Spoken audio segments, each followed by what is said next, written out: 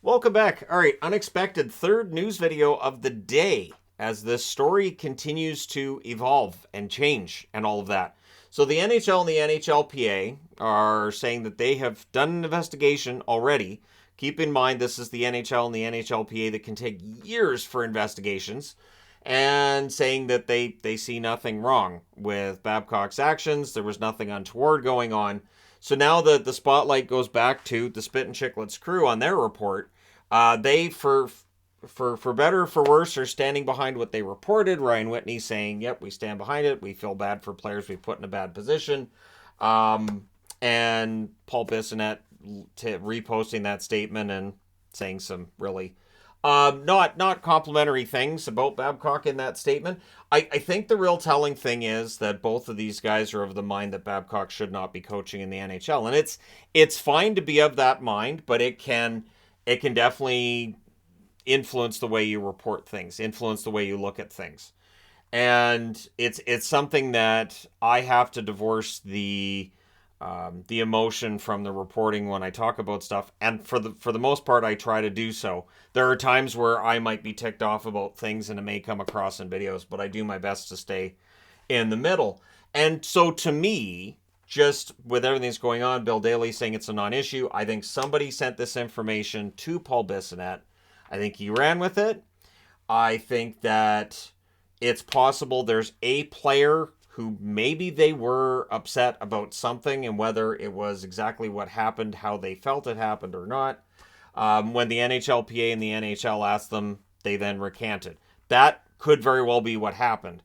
And there's no reason to think that there aren't other players who are genuinely saying, I thought everything was fine. So this is one of those things where it may very well be that with that large following that Spit and Chicklets has, that it really blew up. It led to an NHL investigation, and that's that. Bill Daly saying there is nothing there, and that he's satisfied it's a non-issue, and that it was not backed. All the reporting that was out this morning, it's not backed up by any of the players. So. And again, having been at workplaces where you might get asked some questions, you go, yep, nope, everything's fine. I get it, and I know there will be those who believe that, but again, we can just go with what the investigation found, which was essentially there's no there, right? So not all players were asked for photos either. Olivier saying in an interview he was never asked for photos. He was asked how his summer went and had a perfectly fine conversation. Johnny Gaudreau's come out and said he had a good conversation with Babcock. I really think where we'll see how much he's changed, how much he's learned over the last few years since the firing by Toronto, it's really going to be when things turn sour in Columbus, when they have a losing streak, when they go through tough spots. Then we may get to see a good example of whether or not he's changed, whether or not his temperament really has been influenced by the amount of time he's been out of the NHL. So I don't think we know yet. But again, Columbus giving him that opportunity, giving him that job, and so we'll see. But right now, the players all in lockstep behind him and behind the organization. So again, we'll see how the podcast responds, what their next episode looks like, and all of that. But it definitely does hurt their credibility, right? This is absolutely true. And again, this is why if somebody sends me, hey, did you hear this is going on in this organization? I don't necessarily do a video and say, hey, you guys hear about, because I do get those. I do get emails, messages, texts, and whatnot, and I'll say, I'm not gonna report on that, even though some of that stuff then turns out to be true. And in the back of my mind, I'm thinking, man, if I'd reported on that 4 months ago and I was told that, I would have been one that broke the story. But then I would have likely lost a source. That source may very well have lost their job because it would have been traced back that it was them that leaked it. So I keep all that in mind when information's given to me. All right, there is other news to report as well. Adam Erne signs a professional tryout with the Edmonton Oilers as the PTO season continues. And Carolina is stockpiling professional tryouts. Kiefer Bellows, also Halbgewachs. Anyways, you know who I'm talking about. They've signed professional tryouts. The Canes have 6. Maybe their plan is, since they don't have an official AHL team, they'll just make one. They'll just get all these guys on tryouts, and then they'll just, okay, they're going to the Gophers. Who are the Gophers? It's an AHL team. We just made it. This Gophers. Those are Hurricanes jerseys with like a picture of a gopher on the front. They're Gophers.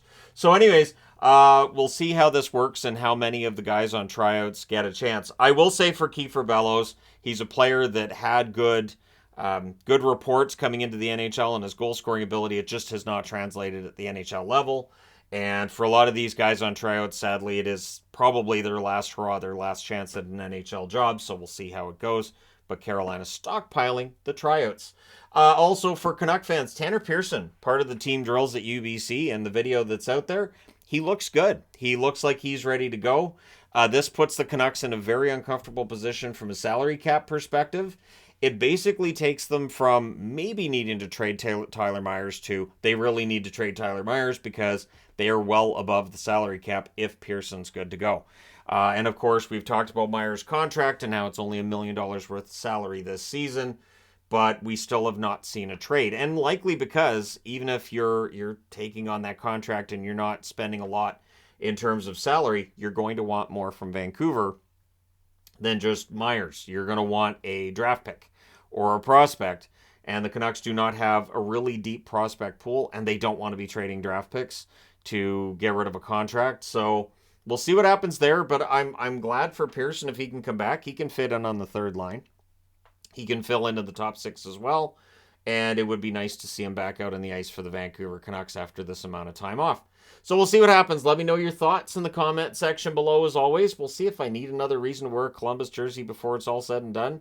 But yeah, so there you go. I think this is the last news video of the day, but don't be surprised if I need to do another. We're not even into training camp yet. So I'm looking forward to training camp and all that and all the rookie tournaments and whatnot. But let me know your thoughts. Don't forget to hit like and subscribe if you're browsing your way through. You just happened upon this video. Thank you guys so much for watching, for all your support. I will talk to you again soon.